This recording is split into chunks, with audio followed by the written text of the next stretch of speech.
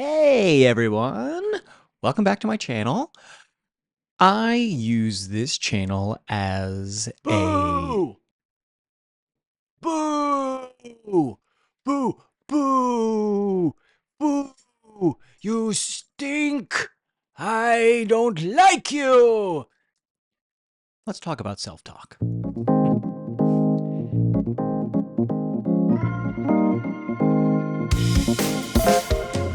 Hey everyone.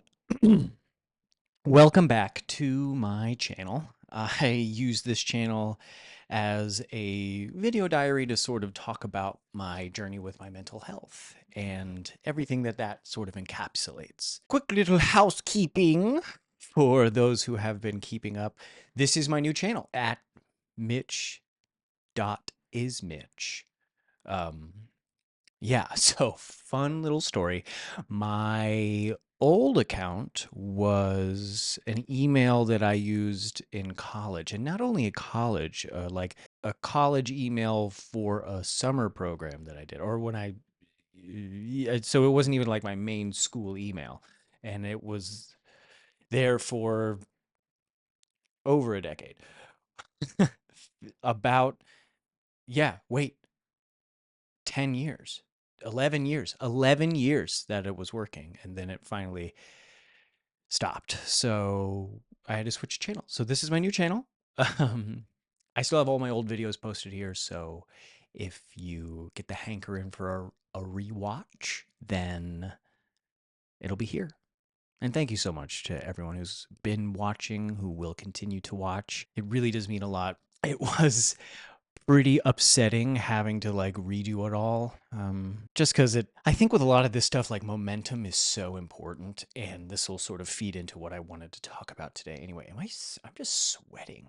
I am glistening. Momentum is so important with this, right? I just wanted to make sure that I kept up with it and I didn't let that hiccup happen. And it's my best friend was telling me, because I was sort of lamenting to them about this, and they were super encouraging because they were saying that it's like, hey, you have to do it eventually, so better to do it now. Y'all, I am all over the place today. Just mentally, this is later than I usually film. I don't know, but then again, I never know, and I think that's okay. I think it is okay. Part of why I want this channel to exist as well is I want to create inspirational content that leans into the truth that nobody knows what they're talking about, really. We have experiences, and experiences can sort of lead us to conclusions based on those experiences, but that is still an individual's experience, and it doesn't mean that it is a gospel truth. And so that's just kind of the stuff I want to make. I want to be active in my progress and honest that I don't know what I'm doing. Even with this, I mean, like, yeah, I sign up for these courses and the courses are super helpful, but I don't, as I'm watching them, I'm like, oh, yeah. Oh, yeah, I really don't know what I'm doing. And I think that's exciting. It can be. Other times it's aggravating because I wish I knew. And then I get down on myself, and that leads me into what I wanted to talk about, which is self talk and how to change it consistently. Because I can have good days, I can have bad days, and days where I feel like I am my best friend, and then days where I feel like I am my worst enemy. A former teacher of mine and mentor called those voices the shitty committee. And I love that. So sometimes my shitty committee is really super duper powerful, and then other days it's not so great or not so strong. A couple of them called in sick. But yeah, I mean, negative self-talk is baffling at how powerful it is. And maybe you're like me, where I for some reason would rather believe a lie that I tell myself than the truth I hear from someone else. And maybe that's because I know myself enough, or I constantly exist with myself, whether I like it or not. And so it lends itself for me to believe that more than a voice from someone else who I could very quickly dismiss as, oh, they're just lying or they're being nice. But yeah, it's crazy. It's not crazy. It's not crazy. talking to ourselves is not crazy. I've tried to remove that word from my lexicon as a qualifier or an adjective from sensitivity or what have you. But it's wild. It's wild at how bad it can be. And certainly even before I started taking meds, it was horrible. It would be so cruel to myself. And I have been cruel to myself for a very long time. Hindsight being 2020, of course. Looking back, it's like, wow. I mean, probably I was in like fourth grade. Yeah, third or fourth grade. Two really powerful memories pop out. One was like a recess game. It was like cops and robbers, basically. And everyone was chasing everyone around, all that stuff. And then I just remember being really mean to myself about just not being good. And I remember I was like writing notes to my friend in class and we were talking about it. And even she was like, but you're really fast. And I just had this belief, or I was just telling myself that I suck and that I'm just not good at this game, a literal child's game. And then the other memory is my birthday party in like fourth or fifth grade, and I had a pool party, and I was embarrassed to take off my shirt just because of the way that I looked. And hello, body dysmorphia. Give me a call. I've had, geez, I could make a diatribe about my body dysmorphia, but that's a different topic entirely. But yeah, so I've been talking negatively to myself for a very long time and didn't think anything of it or suffered in silence really and just kind of believed that more than anything else. And what's funny is that then it turned into this disbelief in myself, this believing those lies that I would tell myself so much that then it turned into me not believing in myself, which is paradoxical because I was believing the thoughts that I was thinking, so much so that then I adopted them and yeah, committed them to truth. But those thoughts were just as invalid as the positive thoughts that I would so quickly dismiss, or the thoughts from someone else who I would so quickly dismiss because they weren't mean. And I for a chunk of my life had that idea of, oh, to be an artist is to suffer. So I have to suffer. I have to hate myself so much. And that's how I generate good art. And I don't think that's true anymore. But yeah, I mean, and I would get so jealous of people who had positive self talk or just and I guess it's just something you can tell, right? It's just something that you can sort of suss out from someone that, oh, yeah, they respect themselves enough to talk about themselves. Or maybe they're also so good at hiding it that as I've gotten older, I've developed that discernment between someone who's faking it and still has a lot of anxiety or is still very self-conscious and someone who's self-assured. And so I was, yeah, always so jealous of people who were so self-assured. I'm like, how? How do you do it? Tell me. Do you give me your answers? Come on. Just let me copy off of you. I would copy off of people's homework in school all the time. I tried to copy math homework off of someone. He was like, I'll just teach you how I did it. And I said, nah, no. Nah, no, no. I don't want that. Just give me the answers. And that has been a grand metaphor for my life. Is that I don't want to do the work. I don't want to do the effort of learning to then succeed at the problem. I just want the problem to be solved. I just want someone to fix me, but no one can because I'm not broken. Duncan Trussell talks about it's like, well, what if you are actually perfect? Like right now, what if that is perfect? How does that change how you think about yourself? And that really stuck with me because I think my negative self-talk comes from a place of wanting to be the best and not even being good, but being great and not being liked, being loved. I've always wanted that supreme level of success or that supreme level of it, whatever it is. I just wanted the best version of it.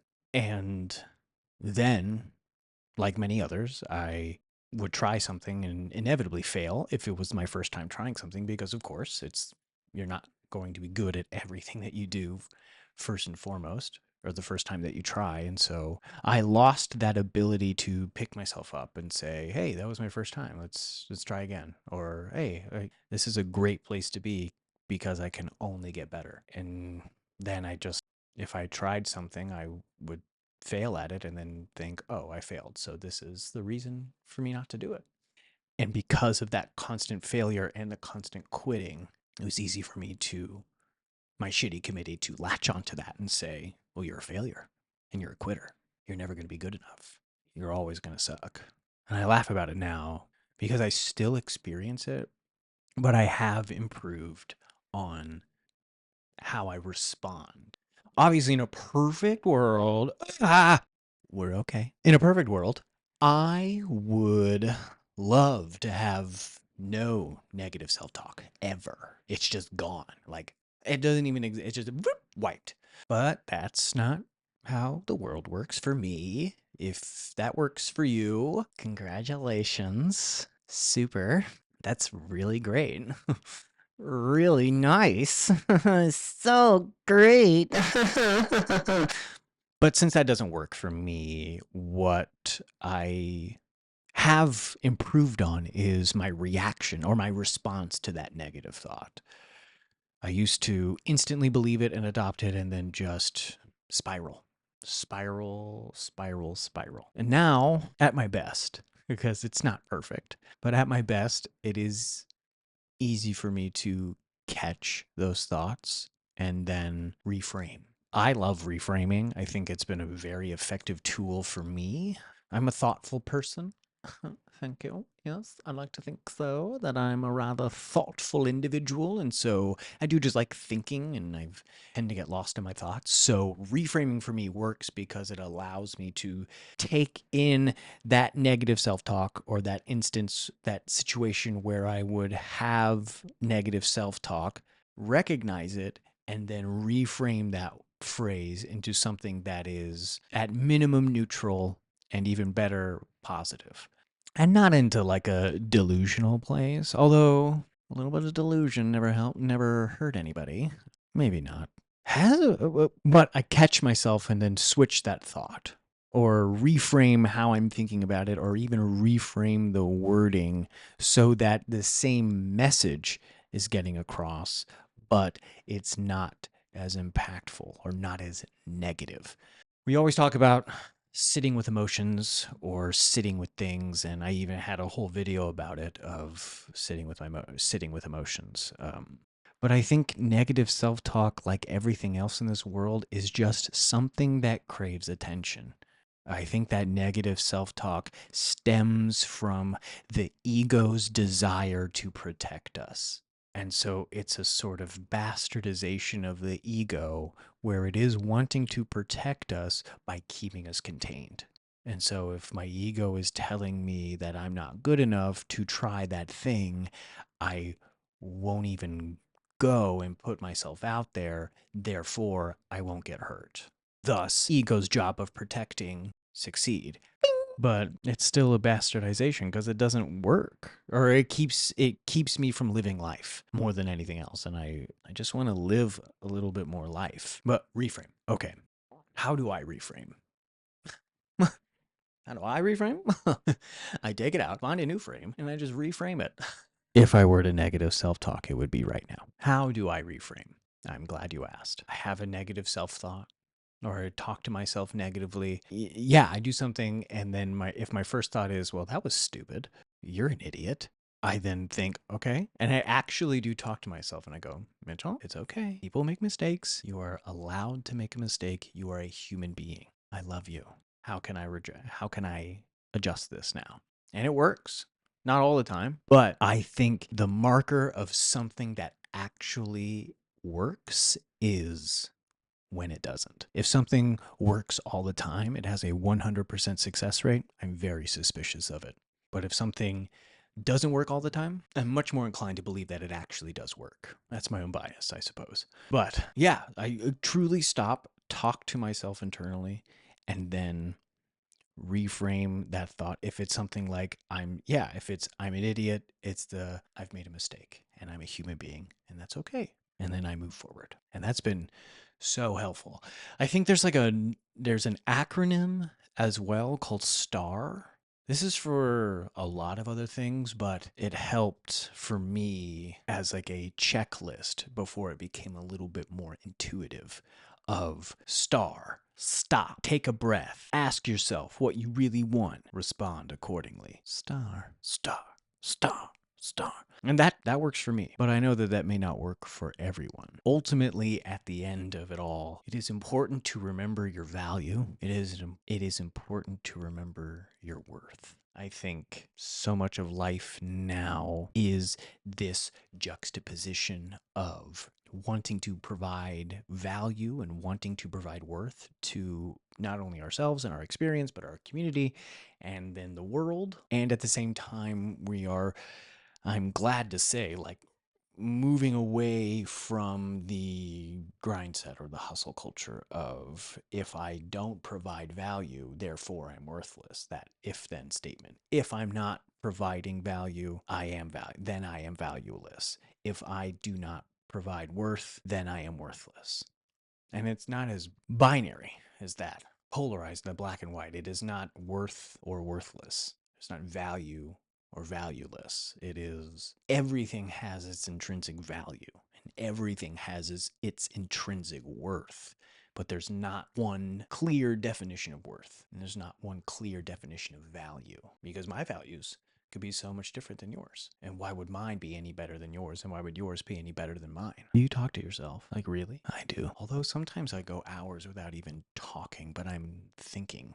And maybe it might be more valuable to start speaking those thoughts aloud. I think the end goal with positive self talk is it fosters authenticity. If I am talking to myself kindly, I therefore believe myself more. And by believing to myself more, I'm able to listen to myself more, listen to my intuition and that belief. And what's funny is that these are not your thoughts. We have millions of thoughts every day. And so to latch onto a particular thought is silly because our minds will wander and go somewhere else. And I think of, right, that the meditation metaphor of thoughts being clouds in the sky or leaves floating on a river. We just watch them pass. And if I attach my identity to one of those leaves that passes by, I'm in for a whole host of trouble, really, because it's just going to be a new leaf every time. And it's exhausting. And that's part of positive self talk, in my opinion, gets to the core of who I am. Positive, I think it becomes this thing of perception too, because there is that perception that positive self talk is delusional. Positive self talk is like negative self talk, which is erroneously cruel and unnecessary. But I don't think positive self talk equates to enabling. I think positive self talk includes honesty and accountability for ourselves. And then it can be challenging. It can be challenging when we don't live up to our own standards, of course. And failing sucks or it hurts. I tip my hat, honestly, just to anyone who can fail and be like, yeah, oh yeah, I failed. That was great. Super. Because I am not like I fail and I'm pissed and I'm sad and it's embarrassing and it sucks to fail. And of course there's always a lesson. There's a lesson in every failure, blah blah blah. I know. I know. But yeah, those who can fail spectacularly and with joy, I envy. And I hope to be like that one day. But it's all this perception. I mean, I'm leaning into perception because I learned today that ravens and crows are not actually black. Their feathers are a kaleidoscope of colors that are just not perceptible. Perceptible? Is that a word? To the human eye. They have a vast array of colors on their coat that we cannot see. And I think that's so cool because that's our reality. Our reality is our perception. I perceive a crow that is black, therefore, crows are black. But there's that my truth, your truth, and the truth. And if the truth is crows are much more multicolored, that to me opens up the opportunity and the possibility of what other things have I committed to truth that are only based in my perception? And am I able to, even if I can't see it, right? There's that faith element that I think can be a little icky sometimes, but faith is a beautiful thing. But that faith element of, even though I see a crow as black, having the faith that they are so much more complex and multicolored than what my eyes can see. And then that does pay off because then sometimes it has that oil slick kind of sheen to it. And those are those moments where we grasp the divine. And I think it's possible to grasp the divine in any instance when we can release our concept of our own perception. And I think that's going to do it for me today. Thank you so much for watching. Be sure to like and subscribe. And as always, you are not alone. I'm here for you in whatever way I can be. And I love you. Okay. Goodbye.